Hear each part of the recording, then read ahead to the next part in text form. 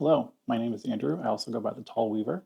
And welcome to my YouTube video detailing what I did last year. My New Year's resolution for 2024 was to share more of my weaving stuff on the internet because I think it's cool. I like seeing other people's content and I wanted to make some of my own. So, without further ado, let's go.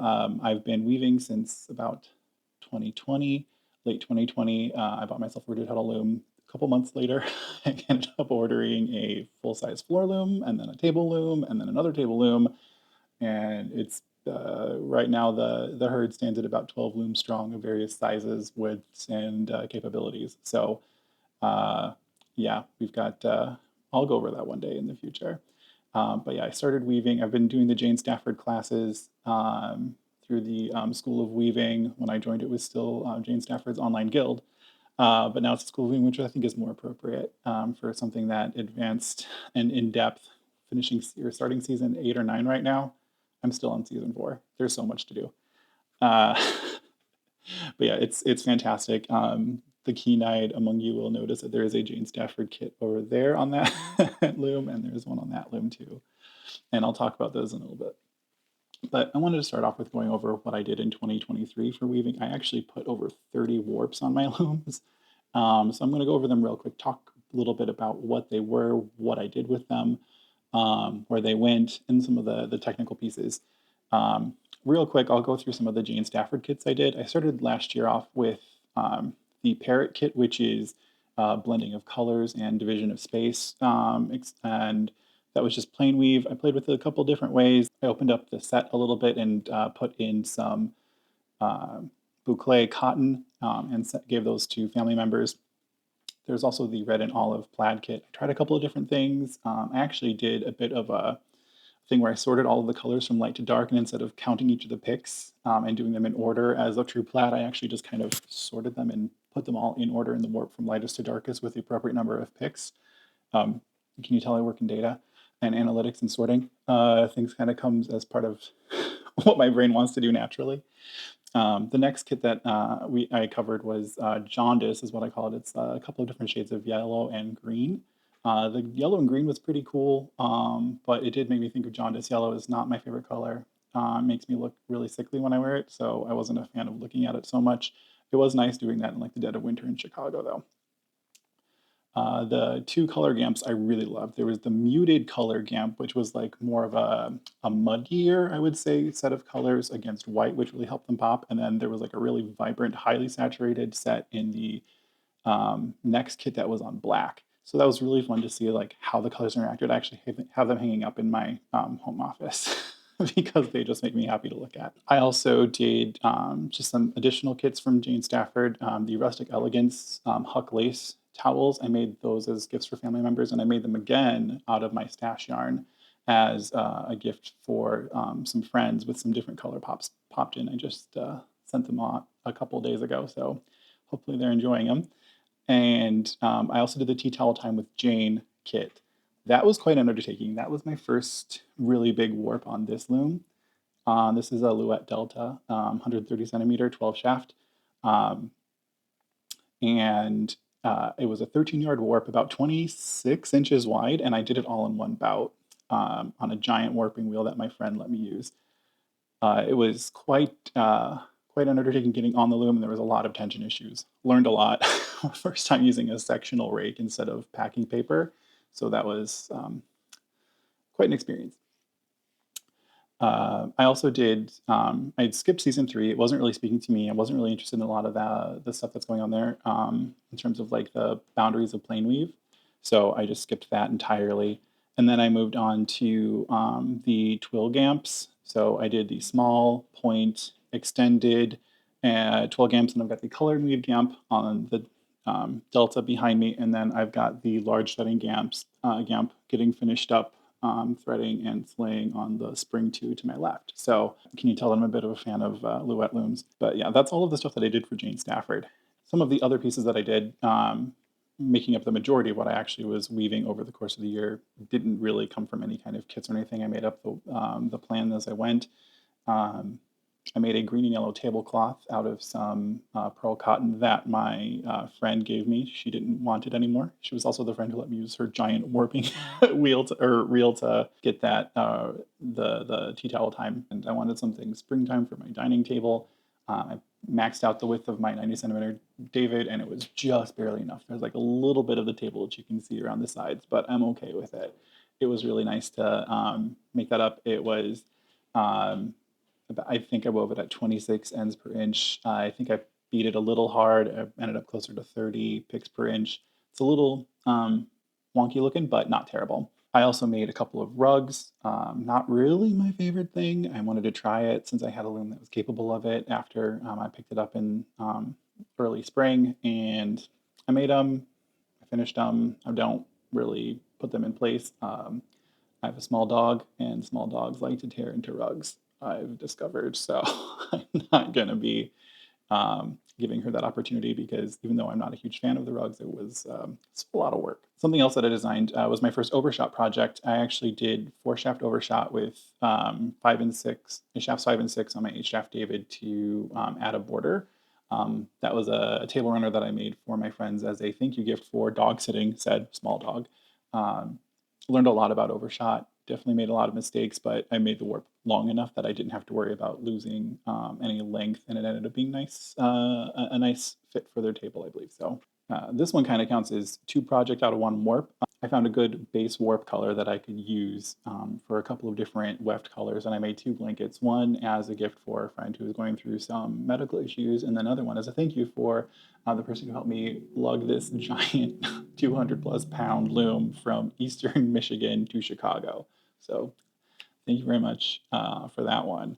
Uh, I also had a friend move to a different place, first time living on his own, needed some stuff, and I was like, "Well, what would you like? Would you like a pillowcase, blankets, towels, whatever?" He's like, "Oh, I could use some towels." So I did some overshot towels in mid-century modern colors. Not typically my color palette of choice, but I think I did all right. And yeah, those are all finished and ready to be distributed. I need to actually get them to him. I'll work on that. And then late summer, I decided to try and do some plated twill on a baby wolf loom that I had purchased. I bought it new, and I wasn't really thinking that it was about the fact that it was a jack loom. I was so used to weaving on the delta that I didn't think about the issues with unbalanced weaves and all of that. So I tried to do plated twill, and some of them had like 7 against 1 in terms of lifting shaft. So I tried inverting it, didn't really work.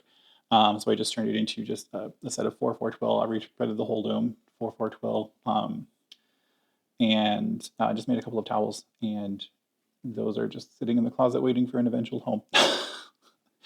The baby wolf has since left my care.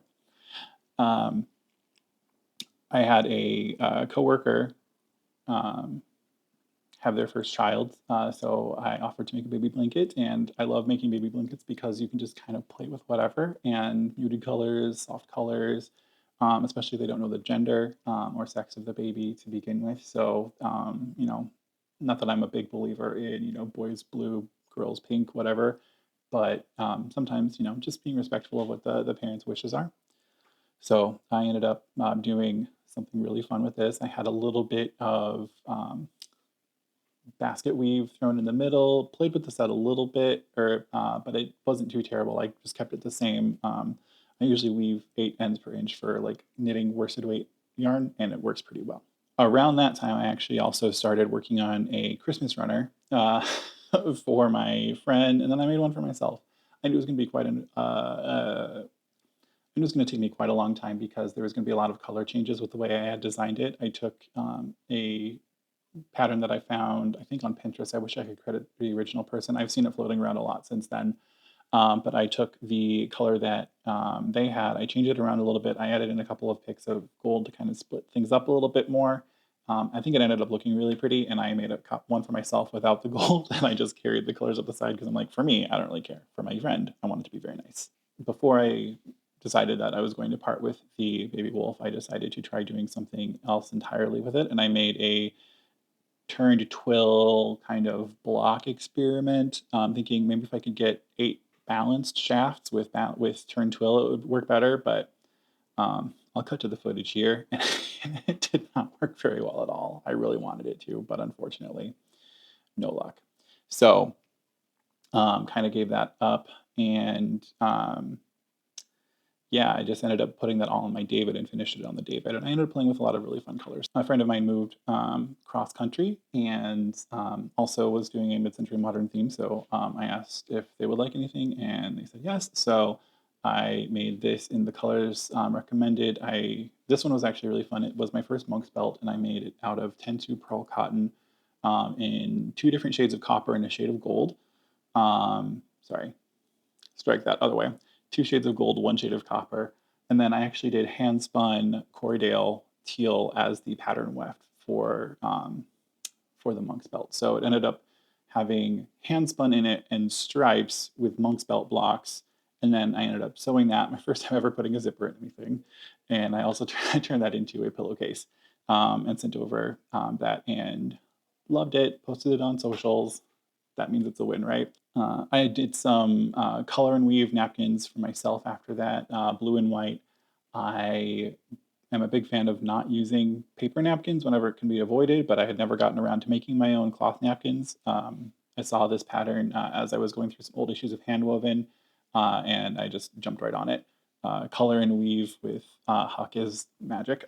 So I'm definitely going to be doing a lot more of that again, similar to how the rustic elegance from Jane Stafford was. It was just so cool to see that.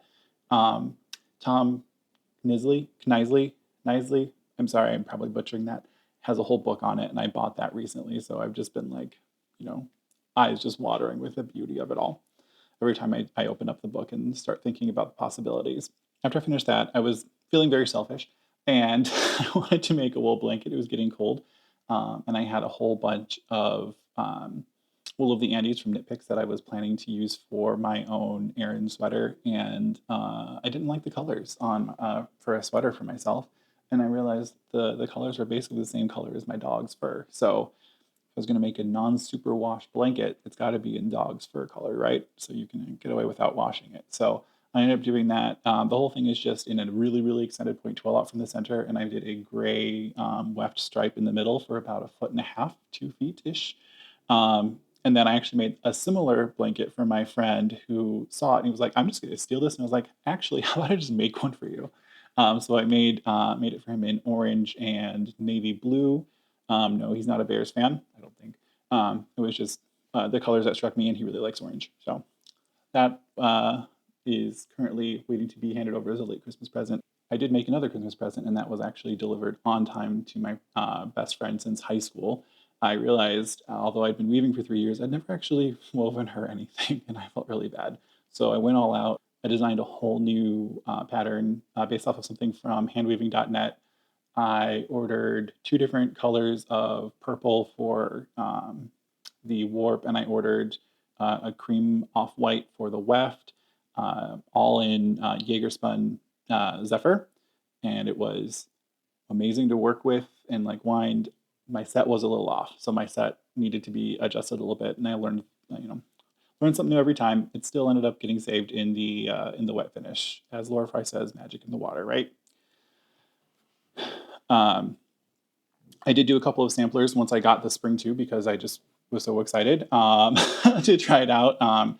So those were Bonnie Inouyes. I'm probably mispronouncing that. Bonnie Inouyes. Advancing Twill and Network Twill samplers. I got them off of handweaving.net, but they're also in one of her publications, I believe.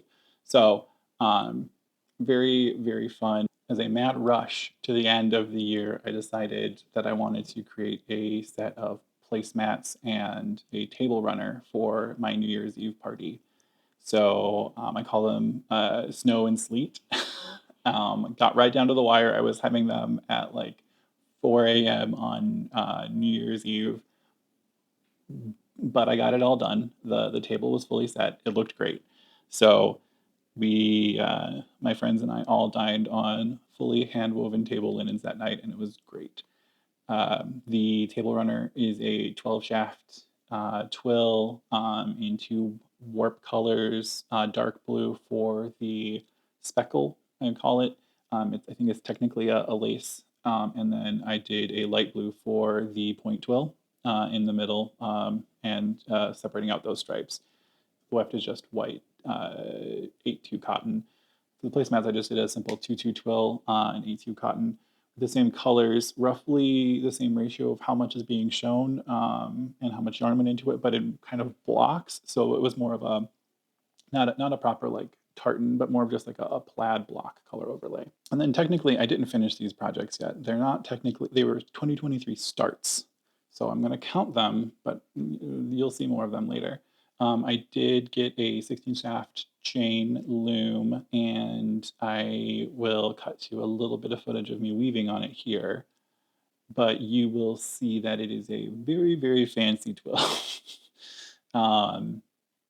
I actually, Madeline Vanderhoot's book actually defines fancy twill very well. I recommend that if anyone is interested in learning more about like the naming of different structures.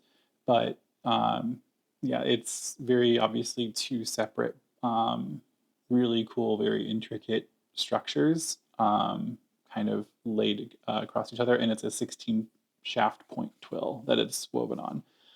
Would not even think of attempting it if I didn't have the tempo treadle, because I make so many mistakes even with it, and it catches me a lot. And then I also have waffle weave sitting on my David loom right now, full width bath towels. I also have the sample that I did for that weave on my Katie table loom right now. Those are going to be more like washcloths, but I love them. I used peacock for the weft and natural cotton for the warp, and 8-2 unmercerized cotton. And then I'm just doing a whole bunch of different colors on the David. I think I put 8 or 10 yards on there, so I'm just going until it's done. So those are super fun. It's a 5-point treadle repeat. Some of the treadles are really heavy on a jack loom. I kind of wish I'd put it on the spring or the delta for the magic of countermarch, but it's fine.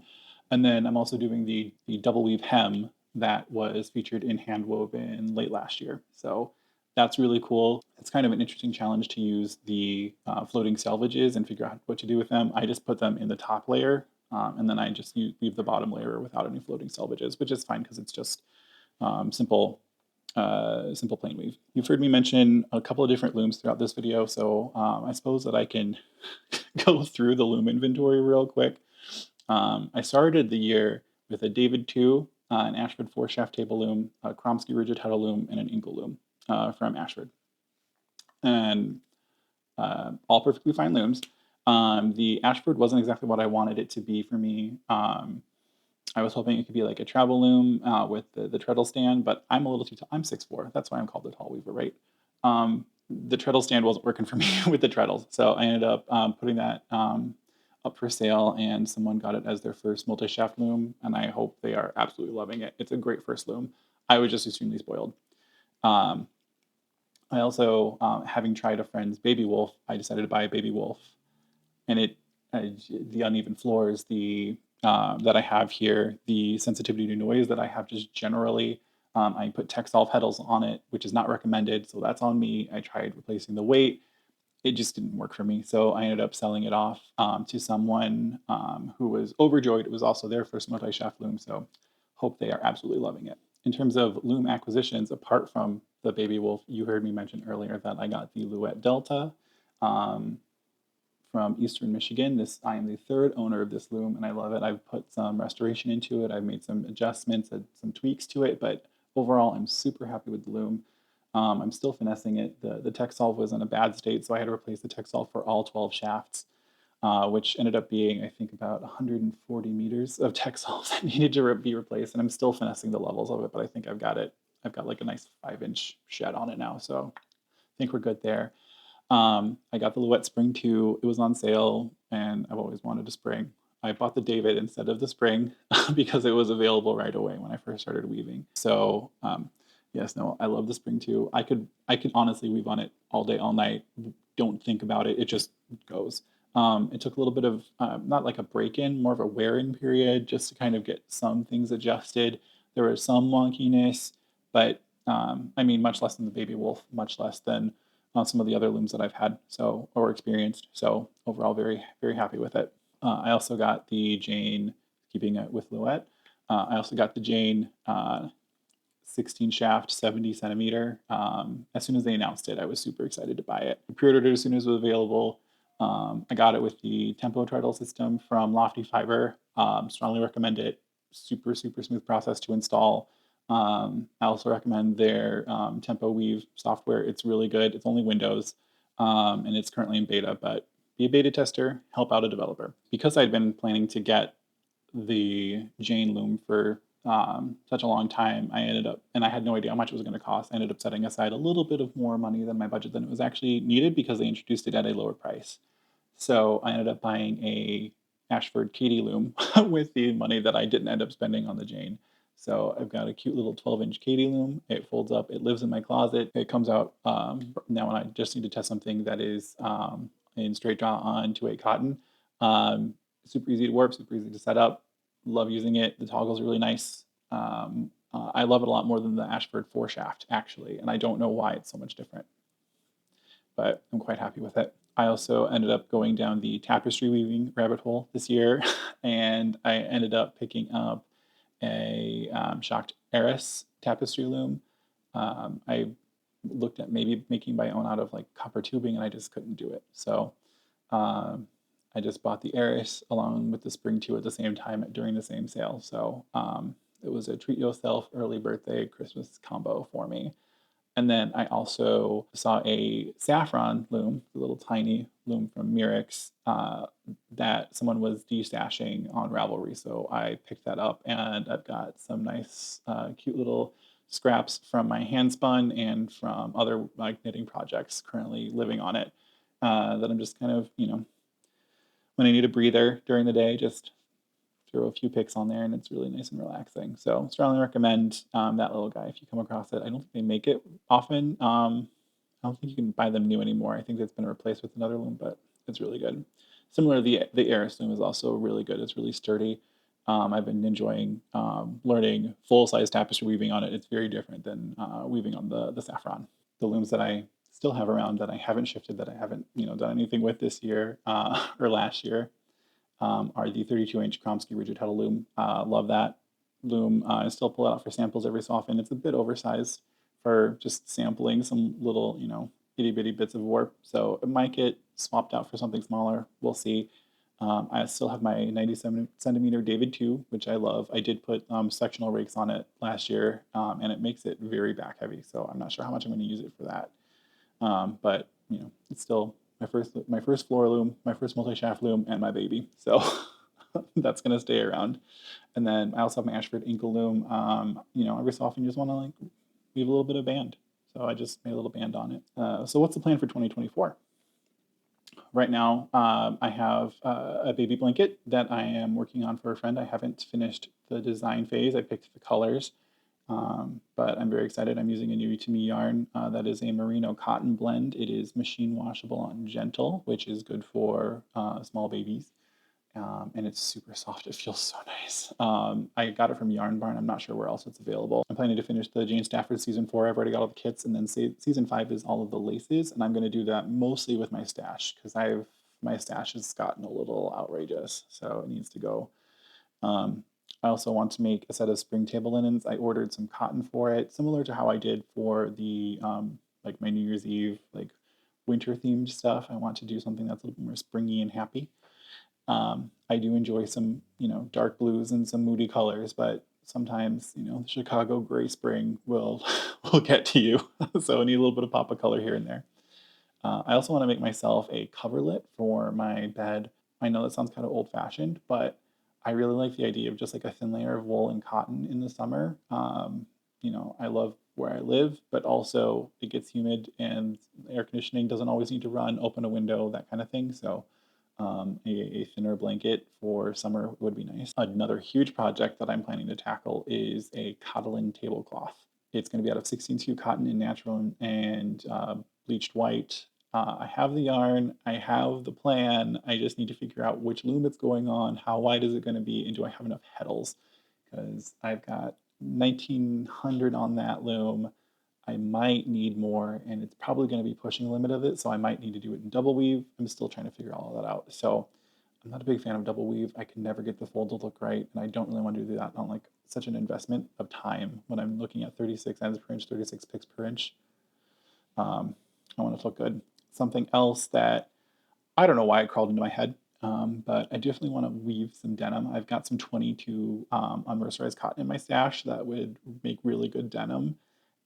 And for some reason, I want to make my own denim and make my own jeans out of it. Am I a glutton for punishment? Probably. Yes, definitely. Um, but we're gonna see how it turns out, and it'll be fun. Some nice gray jeans. I've been looking at a couple of different YouTube channels for like how to make jeans. I'm not a great sewist. I can barely like hem something straight, so I'm gonna need a lot of like skill up. Talk Customs so far has been kind of my go-to for like making sense of things in a very like pragmatic way. So I've been really enjoying his stuff. Also, as a total like non sequitur, I ordered a circular sock machine because my socks are falling apart and I'm too busy weaving to knit more socks. So I've got a sock machine on order from Dean and Bean. Um, so yeah, you might expect to see some of that in future project vlogs or something like that. So yeah. Well, hope you guys enjoyed that. Thank you very much. You can follow me here on YouTube. I'm also on Instagram as the Tall Weaver, the underscore tall underscore weaver. You'll see that on screen now.